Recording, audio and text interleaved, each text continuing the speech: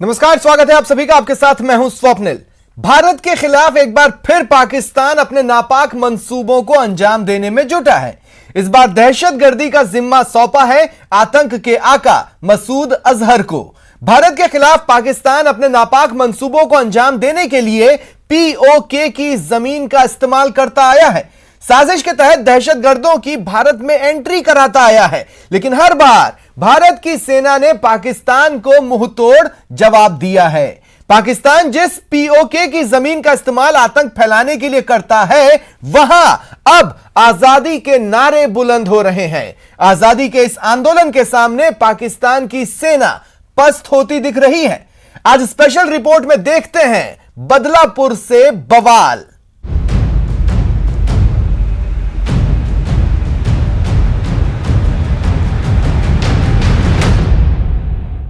भारत से बदला लेने के लिए पाकिस्तान की सेना और सरकार पीओके की जमीन का इस्तेमाल करती आई है। पीओके से दहशतगर्दों की टोली को भारत में दाखिल कराती आई है, लेकिन सर्जिकल स्ट्राइक और ऑपरेशन ऑल आउट ने पाकिस्तान की तमाम कोशिशों पर पानी फेर दिया है। लिहाजा पाकिस्तान की खुफिया एजेंसी आईएसआई ने एक बार फिर ग्लोबल टेररिस्ट और मोस्ट वांटेड मसूद अजहर को दहशत फैलाने का जिम्मा सौंपा है। आतंकी मसूद के गुर्गे किस तरह अपने नापाक मंसूबों को अंजाम देने में लगे हैं, इसकी तस्दीक करती है हमारी ये एक्सक्लूसिव रिपोर्ट।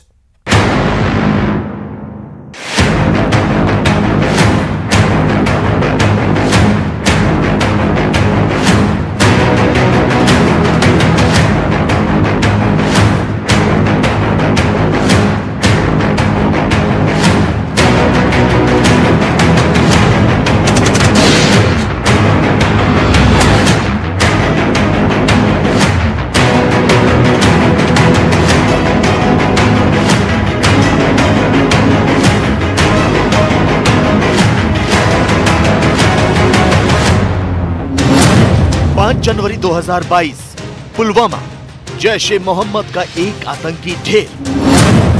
30 दिसंबर 2021 कुलगाम और अनंतनाग, जैश-ए मोहम्मद के 6 आतंकी ढेर। 19 नवंबर 2021 नगरोटा, जैश-ए मोहम्मद के 4 आतंकी ढेर। भारतीय सेना की ऑपरेशन ऑल आउट ने पाकिस्तान के पैसों पर पलने वाले आतंकी संगठनों की बुनियाद हिलाकर रख दी है। सेना की बंदूकें जिस तरह से आतंकियों को चुन चुन कर निशाना बना रही हैं, उससे पाकिस्तान में बैठे आतंकी सरगनाओं के होश फाख्ता हो गए। खास तौर पर जैश-ए मोहम्मद के, जिसने पुलवामा हमले को अंजाम दिया था। मसूद अजहर के आतंकी शागिर्दों को सुरक्षा बल कोई दूसरा मौका ना देकर सीधे जहन्नुम पहुंचा रहे हैं। जम्मू कश्मीर के अलग अलग हिस्सों में छिपे जैश-ए मोहम्मद के आतंकियों को खोजकर मौत के घाट उतारा जा रहा है।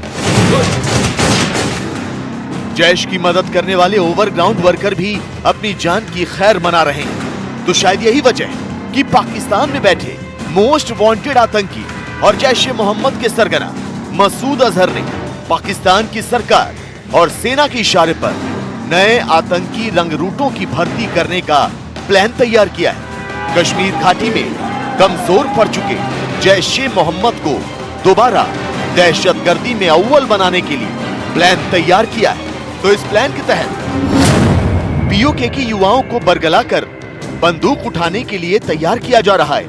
खूनी जिहाद के लिए आतंकियों का भर्ती अभियान चलाया जा रहा है।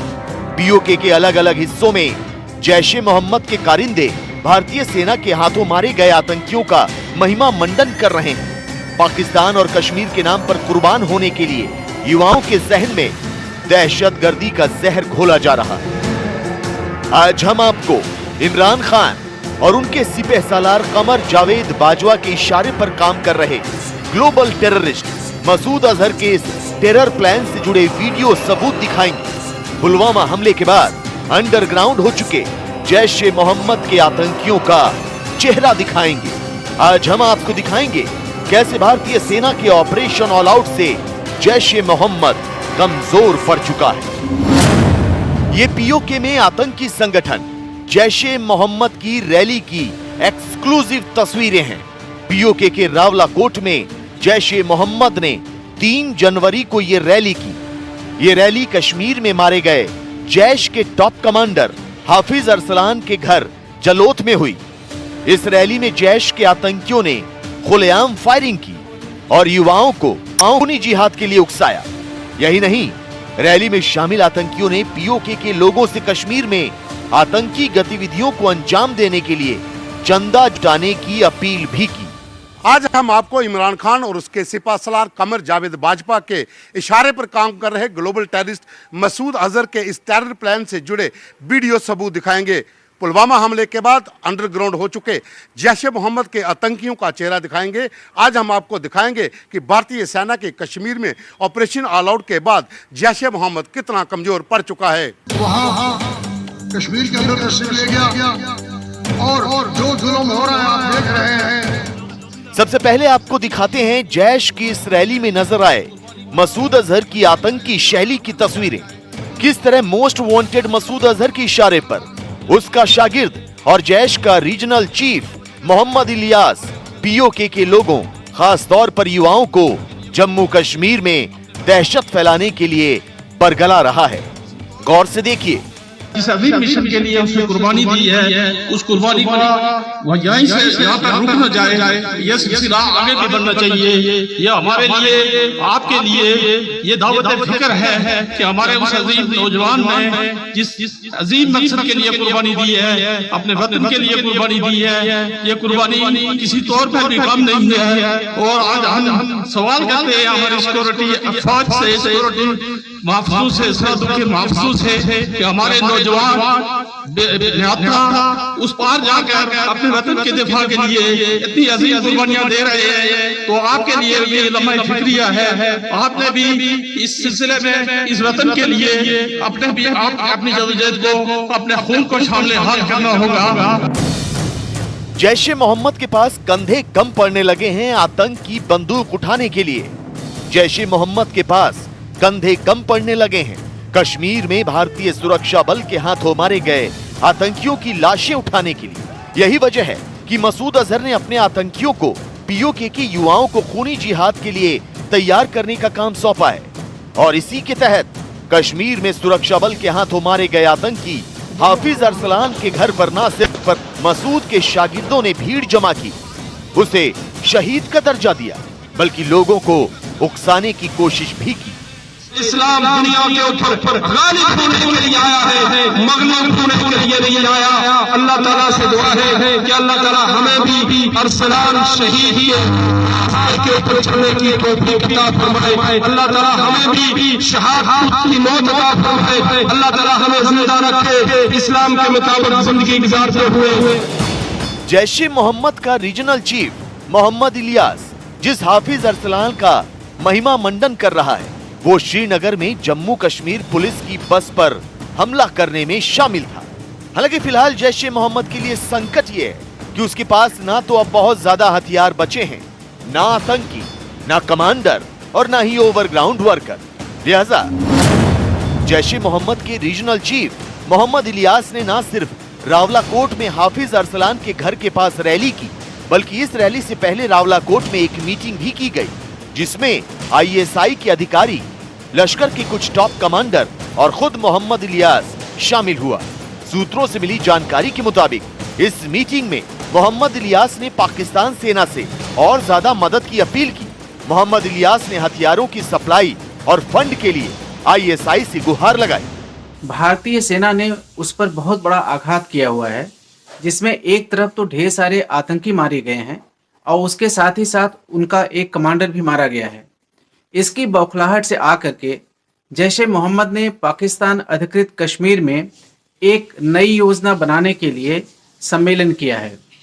उसकी कोशिश है कि अफगानिस्तान की मौजूदा स्थिति का फायदा उठाकर कुछ भाड़े के सैनिकों को वहां से लाकर जम्मू एंड कश्मीर में भेजा जाए और इसके कारण से जो वहां पर आतंकी गतिविधियों में लगाम लगी हुई है, उसको एक तरफ दोबारा ताजा किया जाए। कश्मीर घाटी में सुरक्षा बल की सख्ती के कारण अब स्थानीय आतंकी किसी भी वारदात को अंजाम देने से घबराने लगे। ऐसे में गुप्त ठिकानों में छिपे पाकिस्तान के आतंकी बाहर निकल रहे हैं ताकि स्थानीय आतंकियों के साथ मिलकर हमले की साजिश को कामयाब बनाया जा सके। लेकिन अपने अड्डों से बाहर निकलने का यही रिस्क उन्हें मौत के दरवाजे तक लेकर जा रहा है। साल 2021 में अलग अलग आतंकी तंजीमों के 44 टॉप कमांडरों समेत 182 दहशतगर्दों का सुरक्षा बल ने काम तमाम किया है। मारे गए इन टॉप कमांडरों में लश्कर के 26 और जैश ए मोहम्मद के 10 कमांडर हैं। अकेले 29 और 30 दिसंबर को कुलगाम, अनंतनाग और श्रीनगर में हुई मुठभेड़ में जैश ए मोहम्मद के 9 आतंकियों को मार गिराया गया। इनमें से 2 पाकिस्तानी आतंकी भी थे। ऑपरेशन ऑल आउट के बाद में आतंकी गतिविधियों पर एक बहुत बड़ी लगाम लगी हुई है। यह आश्चर्य की बात नहीं है कि इसके प्रयास की वजह से इस वर्ष ढेर सारे आतंकियों का सफाया हो गया है। इसकी वजह से जो 200 आतंकी काम कर रहे थे उसमें सक्रिय आतंकवादियों की संख्या महज 100 के आसपास रह गई है। इसके साथ ही साथ लाइन ऑफ कंट्रोल पर और जम्मू के आईबी वाले इलाके में भी चौकसी बढ़ा दी गई है। आतंक की बंद पड़ती दुकान को दोबारा खोलने के लिए इमरान खान और कमर जावेद बाजवा के इशारे पर आतंक का सबसे खूंखार सरगना मसूद अजहर एक बार फिर सक्रिय हो गया है। भारत में नए सिरे से आतंकी हमलों को अंजाम देने के लिए मसूद अजहर अपने शैतानी दिमाग से खतरनाक प्लान बना रहा है। लेकिन इस बार उसका कोई प्लान कामयाब नहीं होगा, क्योंकि भारतीय सेना अलर्ट है और कश्मीर से आतंक का समूल नाश करने के लिए प्रतिबद्ध। पाकिस्तान ने पीओके को आतंक का गढ़ बना दिया है। यहां के युवाओं को भारत के खिलाफ छेड़े गए प्रॉक्सी वॉर का औजार बना दिया है। लेकिन अब पीओके के लोगों ने पाकिस्तान के खिलाफ आंदोलन छेड़ दिया है। पीओके के दिग्गज नेता लियाकत हयात खान की अगुवाई में यहां की जनता पाकिस्तान से आजादी के नारे बुलंद कर रही है। पूरे पीओके में पाकिस्तान मुर्दाबाद के नारे गूंजने लगे हैं।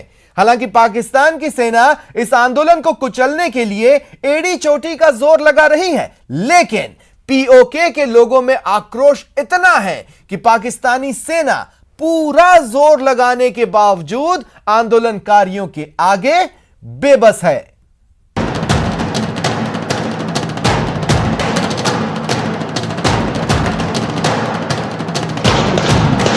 कश्मीर को तुमसे सींचा, वो कश्मीर हमारा है।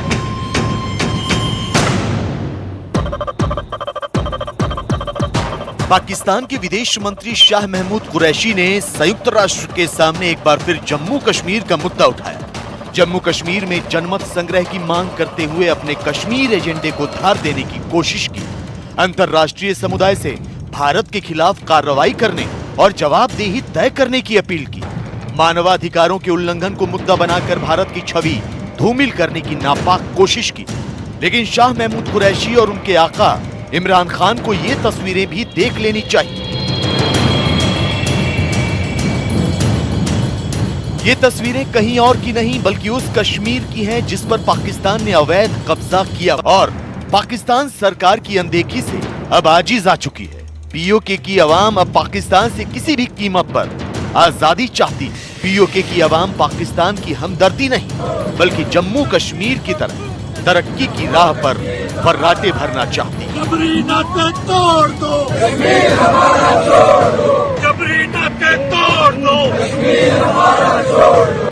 पिछले कुछ दिनों से पीओके में पाकिस्तान की हुकूमत के खिलाफ लगातार विरोध प्रदर्शन हो रहे हैं। पीओके की जनता इन विरोध प्रदर्शनों के जरिए पाकिस्तान के जुल्मों के बारे में पूरी दुनिया को बताना चाहती है। इन विरोध प्रदर्शनों में हर वर्ग के हजारों लोग शामिल हैं। तो इन लोगों की एक ही मांग है, पाकिस्तान से आजादी। तो ये स्पष्ट रूप से दिखाई देता है कि पाकिस्तान ऑक्युपाइड कश्मीर की जनता पाकिस्तान के ऑक्युपेशन से पूरी तरह से त्रस्त है।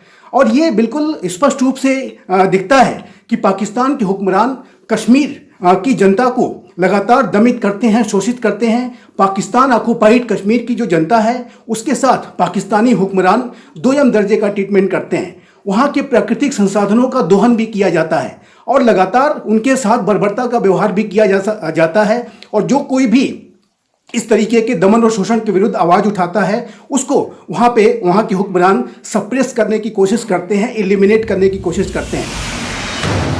इसमें दो राय नहीं कि पीओके को आतंक का गढ़ बनाने वाले पाकिस्तान के लिए वहां धधक रही आक्रोश की आग मुसीबत का सबब बनेगा। इसमें दो राय नहीं कि यह पाकिस्तान की इमरान सरकार और वहां की सेना के लिए मुश्किलें पैदा करेगी। लेकिन इस सबसे बेपरवाह पाकिस्तान की हुकूमत पीओके के लोगों की आवाज को कुचलने के काम में लगी। पिछले साल सितंबर में पाकिस्तान अधिकृत कश्मीर के मानवाधिकार कार्यकर्ता मोहम्मद सज्जाद राजा ने पाकिस्तान का विरोध किया था। जिनेवा में आयोजित संयुक्त राष्ट्र मानवाधिकार परिषद की एक बैठक में सज्जाद ने पाकिस्तान और उसकी सेना के खिलाफ आवाज उठाते हुए पीओके के स्थानीय लोगों के अधिकार छीनने पर कार्रवाई करने की मांग की थी। उन्होंने यूएन में आजाद कश्मीर चुनाव अधिनियम 2020 को अवैध बताया था। पाकिस्तान अधिकृत कश्मीर के स्थानीय लोगों ने पाकिस्तान के अत्याचारों के खिलाफ आंदोलन छेड़ दिया। पीओके के लोगों ने पाकिस्तान के राजनीतिक दलों और मिलिट्री नेतृत्व के खिलाफ इस आंदोलन की शुरुआत कर दी।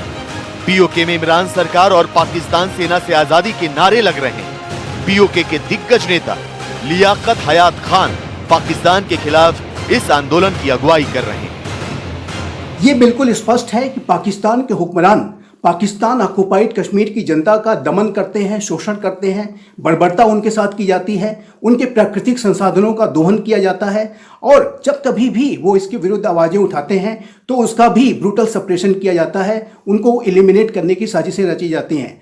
और जाहिर है कि पाकिस्तान की जो लॉ इन्फोर्समेंट एजेंसीज हैं, वहाँ की जो सरकारी संस्थान हैं, वो लगातार पाकिस्तान ऑक्युपाइड कश्मीर की जनता के साथ सेकेंडरी ट्रीटमेंट करते हैं, दोयम दर्जे का व्यवहार करते हैं और उनके प्राकृतिक संसाधनों का भी दोहन लगातार पाकिस्तान की सरकार करती है।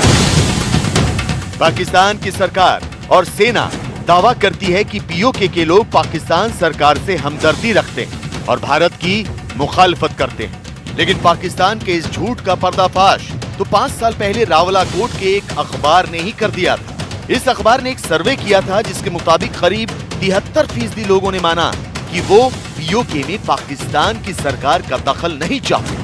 हालांकि पाकिस्तान की हुकूमत ने इस सर्वे को प्रकाशित नहीं होने दिया और अखबार पर प्रतिबंध लगा दिया। लेकिन ये बात तो दुनिया को पता चल ही गई कि जिस कश्मीर पर पाकिस्तान अपना दावा ठोकता है वही कश्मीर पाकिस्तान से तौबा कर रहा है।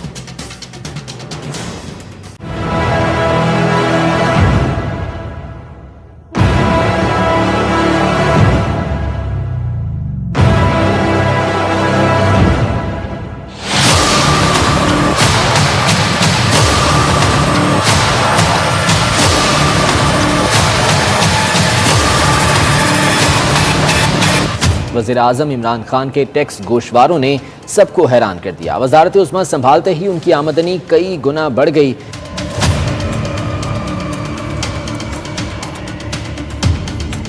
प्रोटोकॉल के लिए 50 अफसरान और अहलकार अलग हैं। इन शाख खर्चियों के लिए सालाना 98 करोड़ 60 लाख रुपए रखे गए हैं, जिसमें सिक्योरिटी और प्रोटोकॉल अखराजात भी शामिल हैं। अब मुलाजमीन के लिए 70 करोड़ रुपए अलग मुख्तर। समझता हूँ कि इमरान खान साहब करप्ट। आपको यकीन नहीं? मैं बिल्कुल समझता हूँ, यकीन से कह रहा हूँ।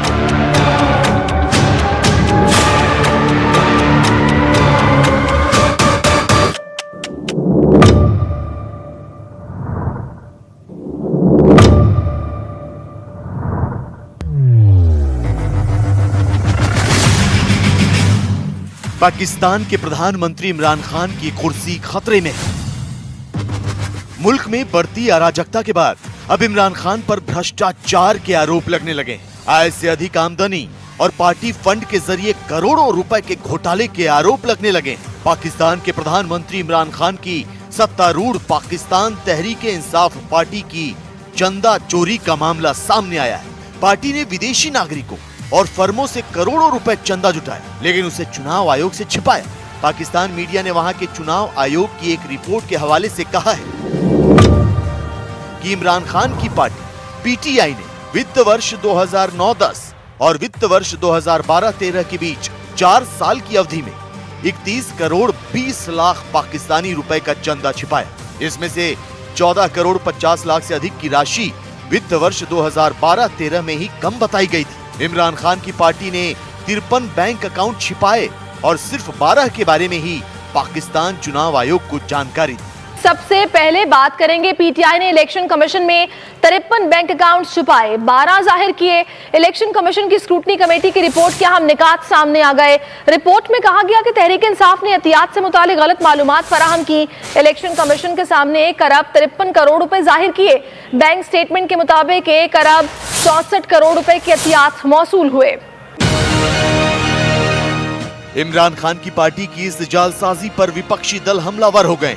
जांच समिति की रिपोर्ट में इमरान खान और पीटीआई की चोरी का खुलासा हुआ तो विपक्षी दलों ने इमरान खान को चोर कहना शुरू कर दिया। पाकिस्तान मुस्लिम लीग नवाज की उपाध्यक्ष मरियम नवाज ने इमरान पर निशाना साधते हुए कहा कि इमरान खान ने न केवल पैसा चुराया और छिपाया बल्कि लोगों को लूटा भी। लगातार हो रहे खुलासे और मिल रहे सबूत पीटीआई को नीचे लाने के लिए काफी है। इतिहास में इस तरह के गंभीर धोखाधड़ी और घोटालों के पीछे कोई दूसरी पार्टी नहीं रही है।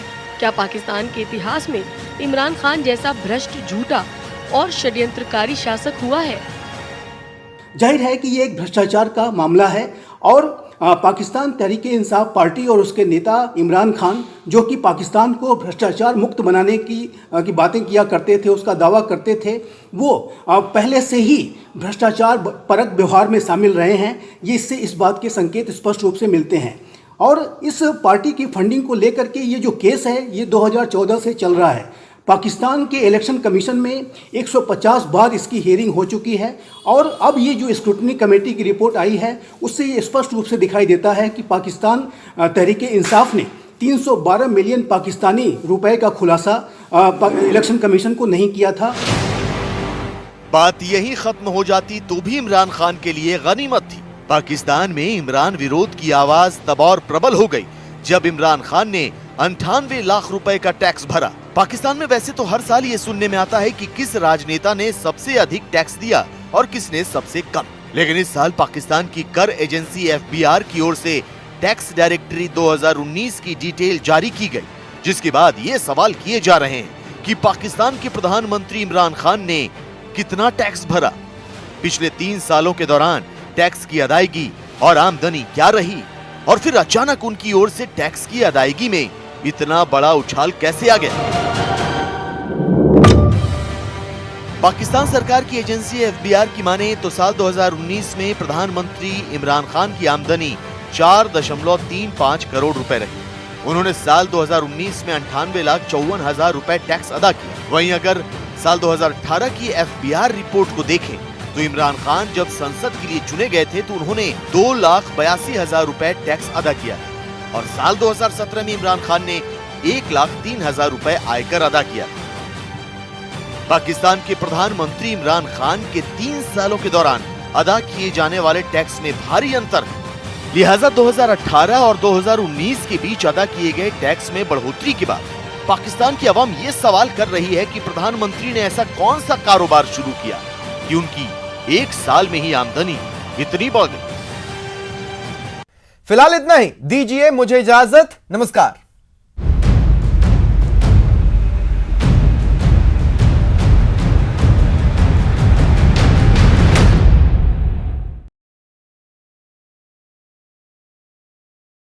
देश में कोरोना की